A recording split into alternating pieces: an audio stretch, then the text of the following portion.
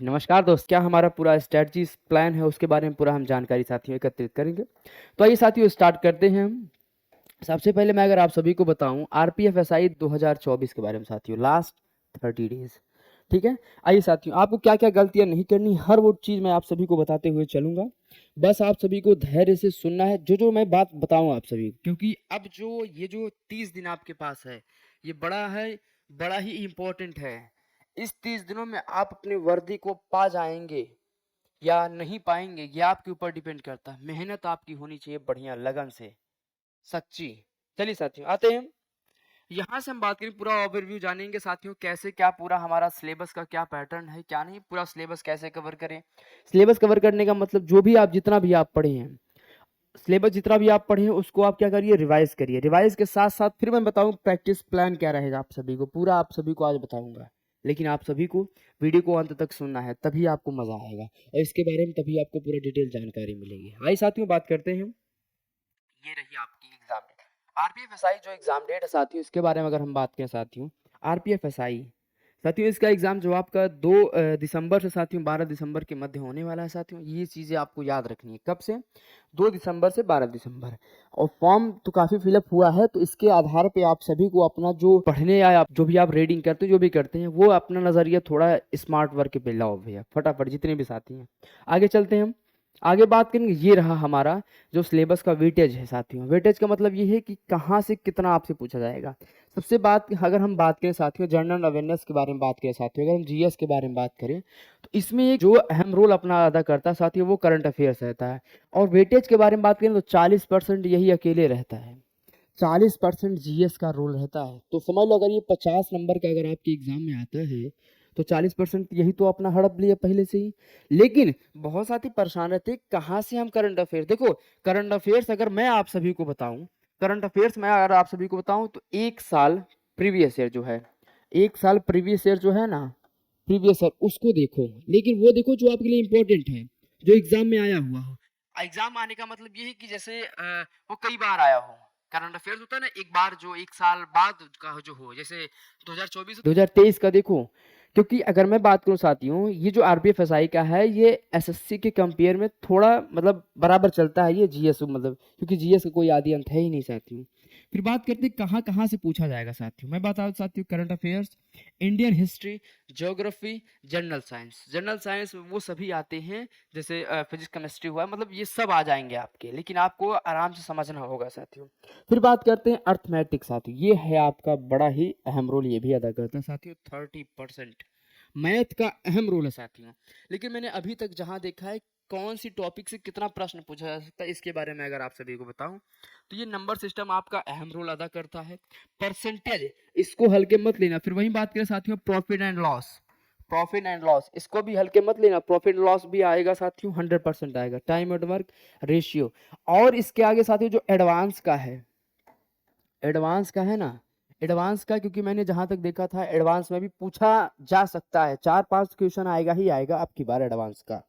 ठीक है, फिर वही बात करते साथियों जनरल इंटेलिजेंस, मतलब इसके बाद रीजनिंग के बारे में साथियों। अब देखो रीजनिंग का जो अपना अहम रोल 35 नंबर ये भी पूछा जाता है, और 35 मैथ का भी रहता है। हाँ साथी, 35 मैथ का भी रहता है और 35 रीजनिंग का भी रहता है, होता है कि नहीं बताओ। तो 30% ये लेके बैठ गया, 30 ये और 40 ये लेके बैठ गया, तो आपके पास बचा है। अब देखो रीजनिंग में अगर आपको नंबर, अगर आपको एग्जाम पास करना है साथियों, रीजनिंग को बनाओ टारगेट। टारगेट किसको बनाओ, रीजनिंग, क्योंकि आप मैथ में अगर वीक हैं तो आप रीजनिंग में नंबर बटोरिए। अब कहाँ कहाँ से साथियों एनालॉजी बात करें, कोडिंग डिकोडिंग बात करें, सिलॉग के बारे में, लॉजिकल सीक्वेंस साथियों, फिर ऑर्डर एंड सीक्वेंस, रैंकिंग हुआ, कोई भी हो साथियों, नंबर सिस्टम। जैसे अगर आप मैथ में नंबर सिस्टम पढ़ते हैं ना, तो इसमें नंबर सीरीज आप पढ़ेंगे, क्या पढ़ेंगे, नंबर सीरीज पढ़ेंगे साथियों। क्लियर बात। हर वो टॉपिक आपको बारीकी से, बेबुनियादी तरीके से आपको उसको ध्यान में रखना है। ऐसा नहीं कि बंदरबाजी करें, उछल कूद करें, नहीं नहीं, ऐसा कुछ भी नहीं। एग्जाम का पैटर्न देखो जो आया है उसके हिसाब से आप मॉक टेस्ट लगाए, प्रैक्टिस करें, बस इतना ही करना है, दैट्स इट। इसके आगे और कुछ भी नहीं करना है आपको। फिर वहीं अगर हम बात करें, आगे बात करें साथियों, अब आपको लास्ट 30 डेज में क्या आपको स्ट्रैटेजी बनानी है। क्या करनी है आपको, लास्ट 30 डेज आपको जो आपका चैन की मतलब स्ट्रेटजी आपकी क्या रहनी चाहिए, कैसे हम इसको कवर करें। देखो मैं आपको सिंपल सा बता दूं साथियों, फर्स्ट 10 डेज आप क्या करें, 10 दिन साथियों फोकस ऑन हाई वेटेज, मतलब जो आपको टफ लगता है उस पर बारीकी से काम करिए, उस पर क्या करिए आप, बारीकी से काम करिए। मैं आपसे कहता हूं अगर आप एग्जाम फोड़ के ना आए, फिर आप कहिएगा। फिर वही बात कर साथियों, प्रैक्टिस प्रैक्टिस करना बड़ा जरूरी है हर उस टॉपिक पे जो आपको परेशान करता है। बात करें प्रीवियस ईयर क्वेश्चन पेपर साथियों, मैंने अभी बताया जीएस के बारे में, करंट अफेयर्स क्या करेंगे, 1 साल पुराना साथियों जरूर लगाएगी। फिर वही बात करें सर, डेली एक अपना रूटीन बनाइए कि डेली हमें कवर करना है एरिया, सब्जेक्ट का इतना एरिया हमें कवर करना है, तभी हम इसको कर पाएंगे। फिर आगे बात करते हैं अगला 10 दिन कैसे आपको कवर करना है। साथियों बात करें फोकस ऑन वीक, मतलब जहां वीक है ना, जहां वीक है बार बार उस पर प्रैक्टिस करिए ना। आपका मैं कहता हूँ प्रैक्टिस साथ साथ आपका जो मैनेजमेंट, टाइम मैनेजमेंट है वो भी आपका सेट हो जाएगा, वो भी आपका क्या हो जाएगा, सेट हो जाएगा। फिर बात करते हैं साथियों अटेम्प्ट, मतलब आप मॉक टेस्ट 1-2 तो लगाइए, डेली लगाइए साथियों। इनविक्टा प्लस ऐप को साथियों इंस्टॉल कर लीजिए, क्या करिए आप, इनविक्टा प्लस ऐप को साथियों आप इंस्टॉल कर लीजिए और लगाइए डे बाय डे, कम से कम एक दिन में 2 या 3 यार, मैं कहता हूं ना कि एक दिन में कम से कम 1 से 3 तक लगाओ, 2 नहीं 3 तक मॉक टेस्ट लगाओ, पढ़ो मॉक टेस्ट लगाओ, पढ़ो मॉक टेस्ट लगाओ। इससे क्या रहेगी, आपकी स्पीड एक्यूरेसी सब मेंटेन हो जाएगी। फिर बात करते साथियों लास्ट 10 डेज, देखो यहाँ पर हो गया, ये मिला के हो गया 20 दिन। मैं मानता हूं अगर आपके पास 5 दिन बचा है, मानता हूं मैं 30 दिन ना कि मैं 25 दिन मान लेता हूं, आपके साथ 25 दिन मान लेता हूं साथियों। तो आपको क्या करना है, focus on revision and mock test, मैंने अभी भी आप सभी को बताया ना, आपको क्या करना है, रिवीजन साथियों, रिवीजन मैं आपसे बार बार कहता हूं साथियों, मॉक टेस्ट जरूर लगाइए साथियों, मॉक टेस्ट जरूर लगाइए। फिर बात करते हैं एनालाइज मिस्टेक, आप कहाँ क्या गलतियां करते हैं, किस टॉपिक, मतलब जब आप बनाते हैं तो कहाँ आप क्या गलती करते हैं। एक नोटपैड बनाइए, वहां गलतियों को लिखिए, क्योंकि मैं कहता हूं गलती, अपनी गलतियों से ही सीखने का मौका मिलता है, अपनी गलतियों से ही सीखने का आपको मौका मिलेगा, ठीक है। फिर भाई बात, अगर आप एनालाइज करते हैं कि कहाँ हमने गलती किया कहाँ नहीं, तो वो आपके लिए बेनिफिशियल होगा, मैं आप सभी को बता दूं, उससे आपका स्पीड जो है, एक्यूरेसी आपका मेंटेन हो जाएगा। फिर बात करते हैं रिवाइज हाई फ्रिक्वेंसी टॉपिक, ये बढ़िया बात है साथियों, आप क्या करिए, रिवाइज करिए, और वो भी ना एक चरम सीमा जो होता है साथियों, पीक पॉइंट तक एकदम बढ़िया से अच्छे से करिए, ठीक है। क्लियर है, उम्मीद करूंगा सभी बातें आपको समझ में आ रही होगी साथियों। फिर यहाँ पर सबसे, आपको एग्जाम डे के दिन आपको क्या करना है, शांति से, कुछ भी नहीं, स्टे कॉम एंड फोकस, आपको अपने मतलब कुछ भी ज्यादा लोड लेने की आवश्यकता नहीं है, कुछ भी ज्यादा लोड लेने की आवश्यकता नहीं है, don't stress over miss topics, ठीक है। इससे मतलब कोई अलग से टॉपिक ना देखो। फिर बात करते हैं साथियों high weightage question, maximise score chance, अब देखो जो स्कोर करने का चांस रहता है उस पर भी आपको ध्यान देना होगा।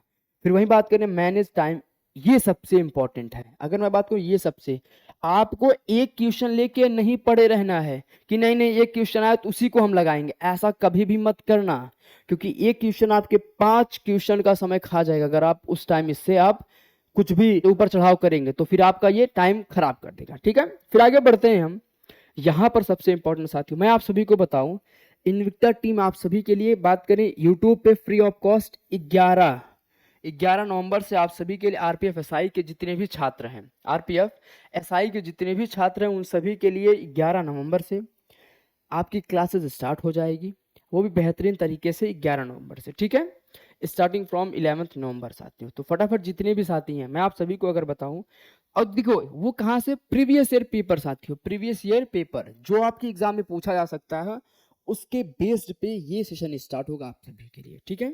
और थैंक यू, आप सभी को दिवाली की ढेरों शुभकामनाएं। इतनी भी मैं बातें आप सभी को बताया हूं, उम्मीद करूंगा सभी को समझ में आया होगा, ठीक है। तो मैं अब इजाजत लूंगा, जितने भी साथी हैं अगर आपको वीडियो पसंद आए तो साथियों वीडियो को लाइक करके चैनल को सब्सक्राइब कर लीजिएगा, ताकि आने वाली जितने भी क्लासेस का अपडेट हो आपको टाइम से मिले, ठीक है। आप सभी ऐसे ही हंसते मुस्कुराते खिलखिलाते रहिए साथियों, और माता रानी खूब सद्बुद्धि दे आप सभी को, ठीक है। थैंक यू, मिलते हैं साथियों अगली क्लास में, तब तक के लिए जय हिंद, जय भारत।